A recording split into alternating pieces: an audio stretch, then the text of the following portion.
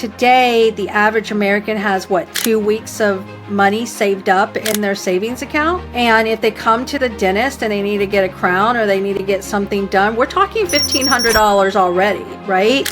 And so I have to make that decision. Do I take care of my teeth, which is super important for your health, or do I pay my rent, or do I get food? And so how you interact with the patient is huge. Hello, everybody, and welcome to another episode of the Raving Patients Podcast. As you know, I'm your host, Dr. Len Tao, and we are just a few short weeks away from Supercharge Your Dental Practice, September 26th and 27th in Fort Lauderdale, Florida at Pier 66.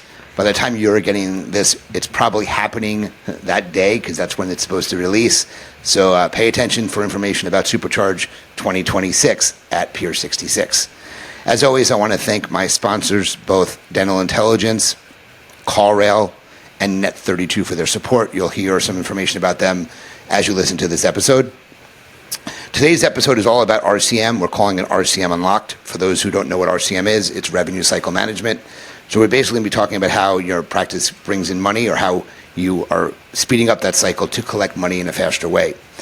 My guest today is an expert in that. I'm really excited to bring her on to my stage and have you listen to her.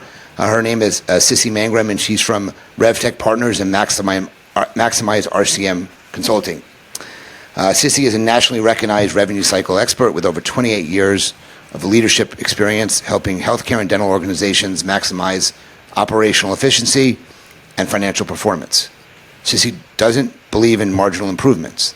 She believes in changing the entire relationship organizations have with the revenue cycle. That means diagnosing the behaviors behind the breakdown, fixing them at the operational level, and providing the results through your own data. Cissy is one of the most respected RCM experts in the dental and medical industries, with her board certification as a medical practice executive, a certified coder, in-depth knowledge of both ins and outs of dental coding and processes, and her GSD, which is to get shit done, focus. Her clients see results, not just talk about results. So please welcome to the Raving Patients Podcast, Cissy Mangrum. Cissy, thank you so much for joining me today. Oh, no, thank you. I appreciate being on this. This is great. And I know that you have an episode that we'll be doing soon as well, so I'm excited for that. So just, obviously revenue cycle management is a kind of a very big thing nowadays. Yeah. Over the last number of years, I think it's gotten even more important and become a more popular topic for people to talk about. So can you just begin by letting everybody know kind of what you do and how you do it? How do you help dental practices? Can we start there? Sure. Okay. So one of the most basic thing is to help the practices understand how revenue cycle actually affects every aspect of the practice. A lot of individuals think that it's only the back end process. After I drop the claim out the door, then it's the billing or rev cycle team. But in reality, it just starts right at the beginning of credentialing, all the way through that front office process, the doctors, the clinical notes, all of the individuals who are pulling in information. And then, of course, making sure you're collecting that money up front and then billing it out. And then you have the last part of it, which hopefully, if everything goes well and is in what I would say a great operational state, you have little to no AR in the back end because the claim is clean. It goes, it gets paid, and you're set to go. So basically what I try to do in clinics is to help them understand that it's a holistic process from a rev cycle. It's not just a back end process. That makes a lot of sense. So let's start talking about the content here, which obviously is revenue cycle management, as we were talking about. So can you describe or talk about the true understanding of what actually revenue cycle management involves? Because I think a lot of people don't truly know the aspect that it or the full aspect that it covers. So can you discuss that and kind of expand on that? Yeah. Yeah, and I think one of the things that's the hardest part for people to understand or grasp on rev cycle is that it really is an operational aspect. So a lot of people like to separate operations from the actual rev cycle and the team, but in actuality, it's all one. And so it's I call it simplistically complicated. So it's simple if there's, let's just say you're a cash-based fee-for-service practice. That's about as simple revenue cycle as you're going to get, because it's just cash in the door, cash out the door. If you don't collect it at the front end, you're like, what's happening with the money, right?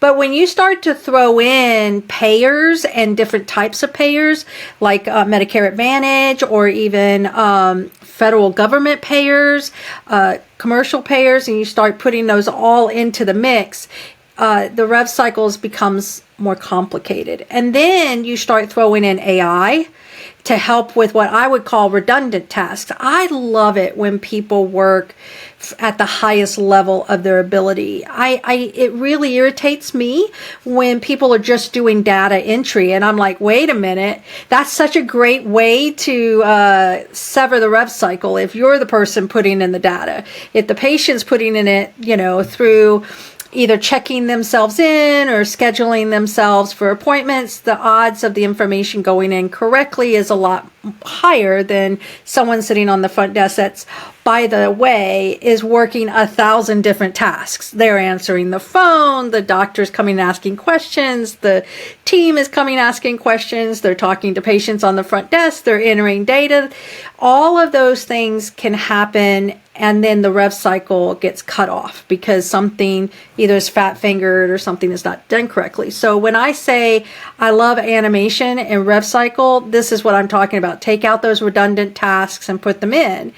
Then you have what I would call the complexity. When I say simplistically complex, is the actual process. A lot of people don't look at rev cycle in the way that I would look at it. I look at it, somebody had made this comment because they thought it was funny. They said, I look at it like a doctor would look at an x-ray, right? When you're looking at an x-ray and you're looking at the different things, you know exactly, you can pinpoint almost exactly the problem, and you can go and to address that problem, right? When I'm looking at rev cycle, I do the same thing. I'm looking at every individual process. I was just talking to someone around verification of benefits, and they were like, oh yeah, you just verify benefits and the insurance and you're good to go. I said, oh yeah, but it's way more than that. Are you doing a manual process? Are you doing a manual with automation process? Are you doing an automation process? Are you keeping up with all the logins? Which payers are you doing it with? And which specialties? So when you start to add all that in, it's more than just collecting money and doing the other parts. The other part that I like to help people know, especially in our dental world, is that documentation is so important, and it can make and break whether you're going to get paid. And so I think more education around that's where rev cycle leaders come in, where we know what those payers are looking for. We know the key words, we know what they need, we know it. And so we're really good at looking at documentation to say, hey, that supports the code that you sent out, or maybe we need to get the doctor to look at that a little bit more before we send the claim out, right? So we want people to understand that it's like every little part of the operations, rev cycle is part of it. And I'd say every claim, see, some people think it's one gigantic thing, but it's actually hundreds and hundreds of claims running through or spinning through on an axis to get paid. And so your goal is to get, 99.9% of your claims paid, right? That's the goal, is that everything gets paid. But that's not the case. And most practices have quite a few denials, a lot of AR, and they're wondering why that's happening. And here's the deal. I'll say this over and over until I'm no longer working, but 90% of the rev cycle happens in operations on the front office. 10% of the problems in rev cycle happen on the back end, because theirs is just more process. They're dealing with fixing the things that are happening in the front office. So when you're working together and identifying those things, that's when it gets to be a lot better. And then I also say too, so this is why people say this is simplistically complicated. There's so much involved, but rev cycle is highly behavioral. highly behavioral. So, meaning that let's just pick on a doctor. You're the doctor. I can pick on you for a minute. If you only document a certain way, you always document it that certain way, you don't want to change, well, there might be a reason why you're not getting paid that particular code every time, because you're not willing to make those, minor changes or add something to it or whatnot. And so it takes everybody to understand that they are very important in making sure that claim gets paid. It's not just one individual. Got it. No, and thank you for that explanation, because it seems like, I practiced from 2007 to 2022 in my practice, and then I've not been clinical for 3 years. I was a fee-for-service practice. So obviously when you're fee-for-service, yes, I submitted insurance claims for the patients. We did take assignment of benefit, but it's a much different if you're relying on that for full payment and stuff.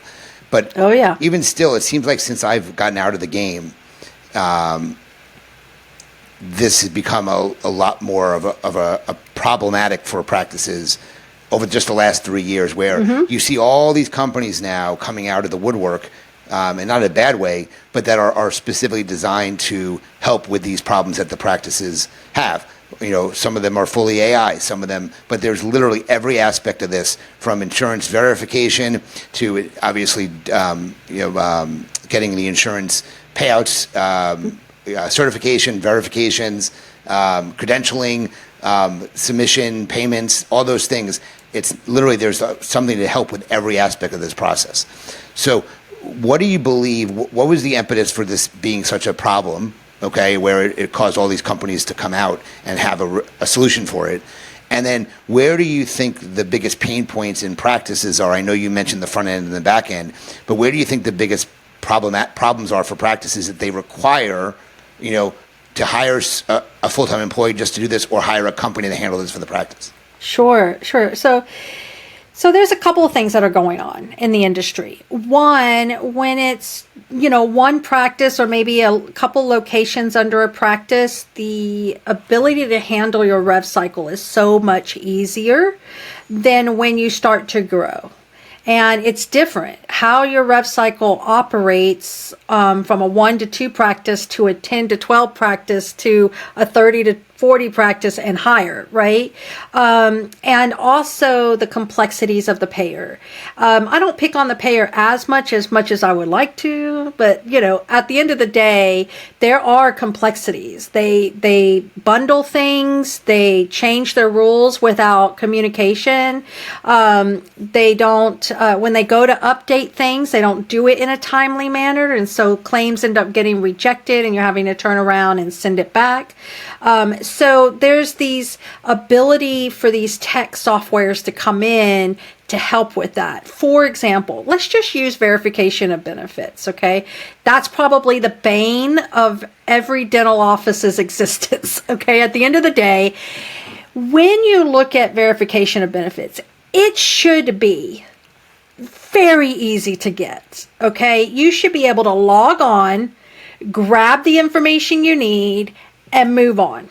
It should not be as complicated as it is. And so now what happens is somebody will log on, they'll only get a portion of that verification, then they got to get on a phone call. And we know that those phone calls are not answered in a timely manner at the insurance company. So now it's just what I would call sucking the life out of the dental practice, but it's also just sucking the money out of the dental practice, because it costs you to have a person in there. So when you have these technologies come in and do verification of benefits with RPAs and voice and, doing that for you, that is the best thing that could happen in a practice, right? But at the end of the day, there's still human involvement, because why?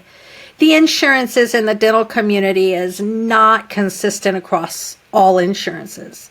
So I have experience, I've been blessed to have experience in medical and AHCs and hospitals and now dental, and just been exposed to a lot of different things. And the consistency you get in medical for verification of benefits is like 90% better than the consistency that you get in dental. And it boggles my mind because there's information acts out there, federal acts that tell you that you're supposed to be able to supply this information, first for the patient and for the doctor, so that the patient can be seen, right? And so when you have all these different complexities, that's when things just get really crazy.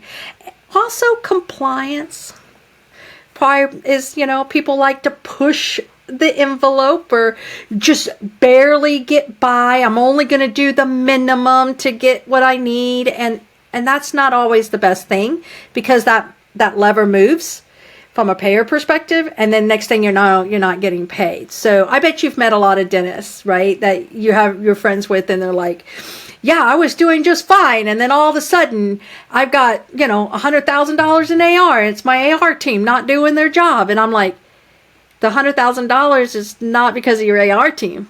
Your claim was not clean when it went out the door, right? Your AR team is working to clean that up for you and get it, to get paid. So it's one of those things that I think is just the complexity of healthcare. And it's, just so you know, this is not a dental problem. I mean, we have problems like this across all of healthcare. It's an ongoing thing, but that's why all of these companies are coming in from an AI tech perspective, is because if we can take some of that weight off of the practice, that cost is much lower when you have technology in place. That makes a lot of sense. Can you, off the top of your head, rattle off a few of, you mentioned, claims were not being submitted properly. There's been issues with the claims, which is why it takes so long to get paid, which is why it comes back for denials and everything else. Can you rattle off like the 5 of the top most common things that you see with claims being submitted and what problems there are from the submission time? Oh, yeah, absolutely. Well, the first thing foremost in dental, and this is crazy because we were just talking about verification of benefits, it's eligibility. It's eligibility, or their benefits are not covered, and we didn't communicate it to the patient, right? And because we didn't communicate it to the patient, the insurance says you can't charge for it, right? So that's one of the top things that happen all the time. Bundling and unbundling codes. I know this sounds crazy. Doctors will bundle up codes. Why? I don't know why they do it on their own. And reality is that they're not getting paid for we call that leakage, right? We say you're not getting paid for what you did. Or they'll unbundle the code, which, why are you doing that? I mean, if I could tell every doctor, before you go and unbundle, just don't do it, right? And that causes a red flag at the payer, and they're just not going to pay the whole claim. They're just going to be like, hey, and then it causes this whole friction. So you have that aspect that you do. Medical records. Probably the top 2 denials is medical records and is your verification of benefits. And the medical records, you'd be surprised at how many people don't put the tooth number in their medical record. I'm just like, why are you, your dentistry, put your tooth number in there. And also the full documentation, the full SOAP note, right? They're doing 3 sentences and, they're going, this doesn't match what we should be doing, right? So those are your real top, for in dentistry. And when you get into OMS, it's really around bundling. It's really around surgical procedures and full, well-documented cases, right, at that point. Got it. Obviously, all of it's avoidable. You just got to take your time and get it corrected from the beginning before you send it in and cause all these delays in getting things paid and being sent back multiple times. Mm-hmm. So how does someone recognize that they have an issue with their RCM? Obviously, one thing I can probably name is that their accounts receivable numbers are off the charts. So do you have a number that, based on whether it's percentage or something, where when someone's listening to this and they say, well, I wonder if I really do need somebody's help. So how do they identify that there's issues with what's going on in their practice? So there's a couple of really quick finds that you can do. One is your days in AR, or in dentistry, sometimes you call it days out sales outstanding. Okay. In pediatrics and dentistry, your days in AR should not be bigger than 14. If you have any AR over 14 days, there's a problem. And also, if you are with a payer, like a Medicaid that doesn't pay till 28 days, you have to go by what that fastest payer is to pay, right? In OMS, it's usually around 28, 32 days. Anything over that, you're looking at what's the problem. And for trauma, OMS is usually around 40, 45 days, because now you're dealing with trauma and you're dealing with a lot more complexity, okay? The other thing is your net collection. Like, what did you actually collect? So a lot of people get this confused from, your net collections percentage is basically the average of all of your insurance allowables, okay? So if you're, let's say your average across all your insurance is about $70 on 100, then we know our adjustment's going to be 30, right? We know 70%. That's as high as you're going to go, right? And if you're hitting at like 62, there is a real problem, because either you're not getting paid what you should be getting paid, it's a big leakage issue, or you've got AR sitting out there that's not getting paid. So those are your two real big ones that I say, look at that. And if you're not, if it's kind of going a little haywire, then that's where it's going to be. There's a lot of other things. I always look at adjustments. This is crazy, because dentistry, I found, don't look at adjustments. And I'm like, why? Why are you not doing that? If you find that your adjustments is more than that difference between your insurance, say it's 45, somebody's writing stuff off. Sometimes that's the doctor. So I don't want to blame the doctor, but I'm just saying, sometimes, at the end of the day, when they go, what's going on? Where's my money? I'm like, oh, it's right here. So you adjusted it off, and most of the time they're fine with that. But, it helps them to know, oh, wait, I need to be more control on that. And then I get this thing. This is a little bit more complicated. So, but if you find that your AR is great, you find that your payments are good, you find that your adjustments are in line, but yet you're still losing 2, 3, 4%, and you're wondering what's happening. And the first thing they always, and I hate to say, the first thing that happens is they go straight to the AR team or straight to the RevCycle team and say, they're not doing their job, I'm down 4%. But everything is going the way it needs to go, okay? The biggest telltale sign that something is wrong is that your payer mix has changed. So all of a sudden, maybe you have payer A that pays $70 for D0120 and payer B pays $55. And then all of a sudden you got a whole influx of patients with 55 and less of the 70. That's a telltale. That can be a quick but blinding area in RevCycle where you didn't realize that you were seeing more patients in there. The other one is your payer mix. I mean, your not payer mix. I said that just what your procedure mix.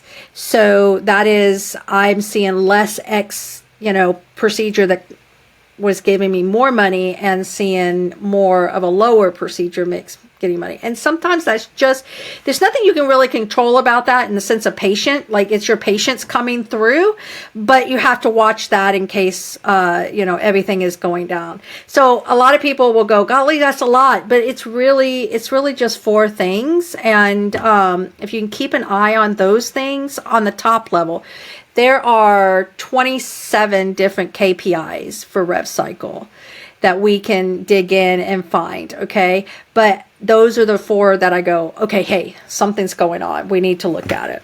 Got it. That's really good information. RCM has great impact on cash flow in the practice, obviously, but it also has to affect your EBITDA as well. So I have a lot of listeners here who are, newer, but also doctors who are on the way out, and EBITDA becomes a more pressing issue when you're heading out of your practice. So can you talk about the oh my God, can't talk right now. The implications of having issues on those because of RCM? Oh, yeah. So I think a lot of people forget that cash is king. I hate to say it.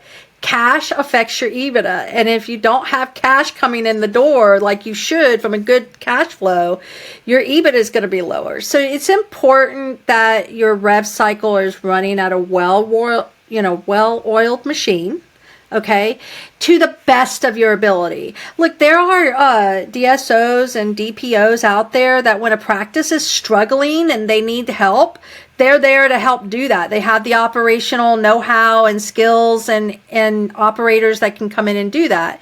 If you're wanting to sell your practice at top dollar, you need to make sure your claims are actually getting paid and that you're not hiding that. Because there's a lot of people that like to hide it. And in other words, what I'm saying is, I'm getting paid for all my claims, but I'm leaking everywhere. There's just leakage everywhere. And really in the actuality, the claims are not getting paid where they need to be paid. So we have this high amount of charges, but the reality is the revenue recognition is not coming in. So it's important to understand that cash is king and just focus on making sure that you're still bringing in that cash. Makes a lot of sense to me. Definitely makes a lot of sense. So the last thing I want to talk about, and obviously I'm very, very passionate about this, is about the patient experience. So I'm sure you have some knowledge about how this affects the patient experience in the practice. So can you make any recommendations or talk about RCM and patient experience? Yeah, so here's the thing around dental that I think is super important, and everybody knows this. I mean, this is not uncommon. Everybody knows this. The dental insurance is only going to cover about $1,500 a year. Everybody knows this. But dental, when you go to see your dentist, most of the time, if you're needing work, it's going to be more than your $1,500 coverage. The communication to patients and helping them understand and education is got to be on point. Today, the average American has 2 weeks of money saved up in their savings account. And if they come to the dentist and they need to get a crown or they need to get something done, we're talking $1,500 already, right? And so they have to make that decision. Do I take care of my teeth, which is super important for your health, or do I pay my rent, or do I get food? I mean, sometimes it's that dire, okay? And so how you interact with the patient is huge. I'm big on patient financing. There's multiple companies out there that do patient financing and do it well. They do it very well for the patient. And that brings loyalty to that patient, to the practice, because they feel like, hey, that doctor understands. They understand that I'm not, making $1 million or a lot of money, and I've got 3 kids that need to have these cavities filled or whatnot, right? And having that patient financing is key. The other thing is communication ahead of time. I know this sounds crazy. A lot of people don't like to do it, but please tell your patients what you believe is the most estimated cost. Even if that's just putting it online and saying, hey, if you come in and have a cleaning and you have this, and this, an average estimated cost to the patient is going to be X. When patients see that, that's transparency, right? They can make good decisions. We all know that our charge, depending, like you were fee for service, our charge is our charge. Fee for service, that's what it should be. But when you're doing it with insurance, you've got the charge and then you have the real allowable, right? And so we should be communicating what that real allowable is to that patient. It helps them understand that, okay, yeah, I can afford this, or I am going to get braces. I want, how do I do this through financing?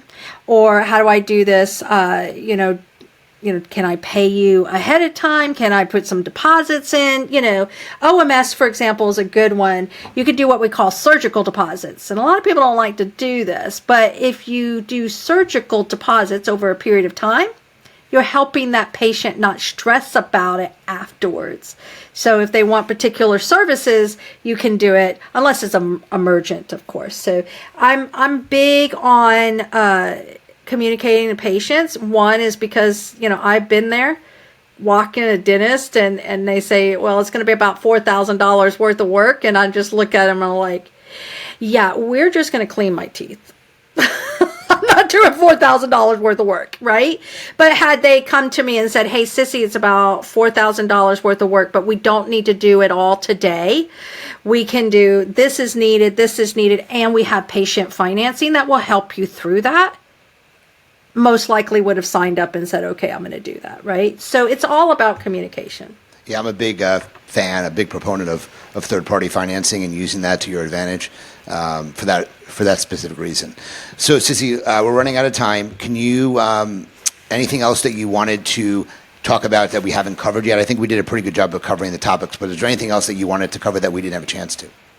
Yeah, I am the CRO of RevTech Partners, which is part of our technology that we're building for revenue cycle, which is part of that aspect. But we also do maximize RCM consulting. So we like to, I say it's called a 90-10. Okay, 90% is behavior and consulting, 10% is technology. So we marry the two. We focus on that 90 to get it going, and then we marry in the technology, and it slides right in. So our technology does some amazing things. We have some new technology coming out called Claim Vision, which is a full, robust, what we call a rules engine. So we do everything from a rules engine perspective, and it captures these claims so that they're nice and clean. So we get it fixed before it goes to the payer. So that's the big one right there. Plus, we're able to work with our clearinghouses and send them out to appropriate clearinghouses and things like that. But also we have a tool called Inside Flow that is a real big reporting. A lot of people, because of people don't know much about RevCycle, or they treat it as a big thing like we talked about earlier, they don't understand how the reporting can really make a difference, and we're able to do that. But yeah, I'm pretty excited about where RevCycle is going. I'm a very passionate person about RevCycle. I really enjoy it because as a consumer of healthcare and a person who works in it, it makes me very passionate to make sure it's right. Got it. That's great. All right, let's jump into some of our lightning round Q&A. Again, these need to be quick answers. Okay, These sounds are good. not long to be answers. We're going to go through 8 to 10 of these. Okay, hopefully I can do it. Yep. So number one, what is the number one tactic that you use to stay organized? Outlook. Okay. How many hours a day do you work on average? 12 to 14. What habits have helped make you successful? I read a lot. Love people who read. What piece of advice would you give to people who want to become entrepreneurs? Be patient. It's hard. Has anybody in the dental network been important to your journey? Yes. I've had quite a few. Dental Exchange and Vine have both been very important in my journey. Okay. How do you capture and keep track of ideas? Do you keep a notebook? Do you do voice memos? I write them down everywhere. I have sticky notes everywhere. Okay. What profession do you believe is the most undervalued today? The most profession, I think the front office team is undervalued. Okay. What is the smartest investment that you've ever made? Oh, I made an investment. It's not dental. It's boxable. It's affordable housing for people. And it's pretty awesome. It's kind of been going on. This is a tough question here. If you had to open up a lemonade stand tomorrow, what would you call your stand? Cissy's Drinks. Nice and easy. Nice and easy. Nothing wrong with that. We won't say what's in the drinks, but we're just going to say it's going to have lemonade in it. Okay. Do you keep a journal, and does it help you? I do. I keep a journal. It's right here in my hand. It's called the One Question a Day. I don't know if you can see it, but it basically, you go through and answer questions throughout the day, and it's a 5-year journal, and you see what's going on. That's cool. 2 more. What business-related book has inspired you the most, or what is your favorite book? The Atomic Habit has been one, and Dale Carnegie's Influence People, Make Friends and Influence People. Yeah. Atomic Habits. I like that book a lot. So, great book. All righty. And last question, I ask this to everyone. So, what is one subscription, that's something you pay for either monthly or annually, one subscription that you could not live without? It could be business or personal. I can't live without the MGMA's connection. It's a monthly subscription that I get that keeps me up to date with all the legislation and everything that's going on in healthcare. Awesome. Great. Those were really good answers, and you kept it short, which is really good. So, Cissy, people listening to this, they want your help or want to reach out. What's the best way for them to contact you and find out more how you can help them? Yeah, the best way is to contact me with cissy.mangrum at revtechpartners.com for the technology, and cissy.mangrum at maximizercm.com for consulting. And you can reach us both the revtechpartners.com website and or maximizercmconsulting.com website. So, or the best part too is connect with me on LinkedIn. I love it when people connect with me on LinkedIn. So you got to check. You can you can check out the website. You can email her, or you can check her out on LinkedIn. Yep. Cissy, this was great. Thank you so much for giving me a half hour of your time to kind of educate the audience on RCM. It is a very up to date or in the news topic. So I'm glad we got this taken care of. Yeah. If you think Cissy can assist you, please reach out. She gave you her contact information. Remember to check out the sponsors, both Dental Intelligence, CallRail, and Net32 to see what they can do for you.